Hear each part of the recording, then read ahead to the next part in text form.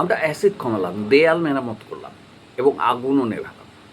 কিন্তু ওই যে একটা একটু আগে বললাম না যে 2026 সালের এই ব্যস্ত জীবনে অ্যাসিডিটির একটা বড় ফ্যাক্টর হলো মানসিক চাপ বা স্ট্রেস।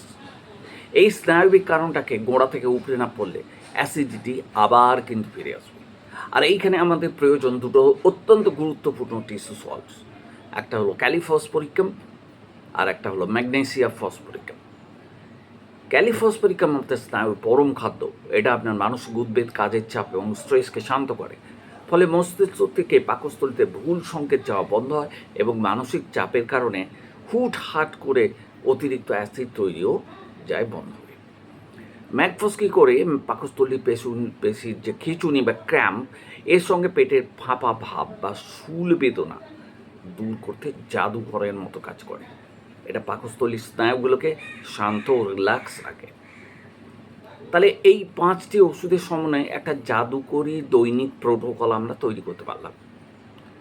আমরা এই 5টা ওষুধকে সারাদিনের একটা সহজ রুটিনে বেঁধে দিচ্ছি। সকালে খালি পেটে 4টে ট্যাবলেট ফেরামফস 6 শুটে খাবেন জ্বালা প্রদাহ দূর করতে। দুপুরে খাবারের পর 4টা ট্যাবলেট নেট্রামফস 6 এবং 4টি ট্যাবলেট নেট্রামসাল্ফ 6 একসাথে চুষে খাবেন। অ্যাসিড ও টক্সিন দূর হয়ে যাবে।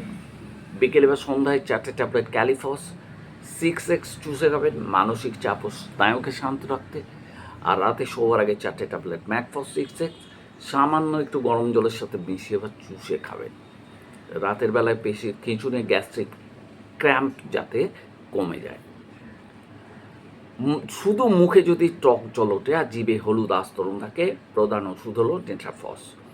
যদি গায়ের রং বা চোখে একটু হলদেটে লাগে, মুখে তেঁতো স্বাদ আসে, প্রধান ওষুধ হলো নেট্রামসাল। যদি পেট বা বুক একদম আগুনের মতো জ্বলে, ঠান্ডা জল খেলে ভালো লাগে, প্রধান ওষুধ হলো ফেরামফস। যদি অ্যাসিডিটির সাথে অতিরিক্ত চিন্তা, অনিদ্রা বা ক্লান্তি থাকে, প্রধান ওষুধ হলো ক্যালিফস। যদি পেটে তীব্র ব্যথা, কামড়ানো ব্যথা থাকে, গরম সেঁক দিলে ভালো হয়, প্রধান ওষুধ হলো ম্যাকফস। এই সহজ নিয়মটা মেনে চলতে পারলে আপনার পাকস্থলীর ভিতরের দেয়াল এতটাই শক্তিশালী হয়ে উঠবে যে অ্যাসিডের কোনো রকমে ক্ষতি করতে পারবে না। বন্ধু, আমাদের শরীরকে সুস্থ করার ক্ষমতা আমাদের শরীরের ভেতরেই আছে। শুধু প্রয়োজন সঠিক সময়ে সঠিক উপাদানটা কোষে পৌঁছে দেওয়া। এই 5টা বায়োকেমিক টিস্যু সল্ট আপনার পরিপাকতন্ত্রকে প্রাকৃতিকভাবে পুনরুজ্জীবিত করতে চমৎকার কাজ করবে। তো বন্ধুরা, আমার পরামর্শ যদি আপনারা মেনে চলেন তো ভালো। এই 5টা ওষুধ নিয়েই কাজ সারানো যাবে।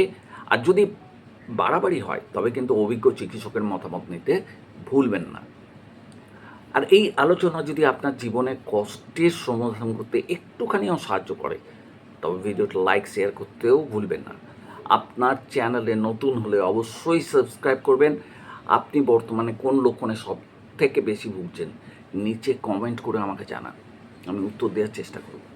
সবাই সুস্থ থাকুন, শান্ত থাকুন, ভালো থাকুন, পেটের যত্ন নিন আর একটু ন্যাচারাল রেমেডিসের দিকে নজর দিন। দেখা হবে আগামী ভিডিওতে। নমস্কার।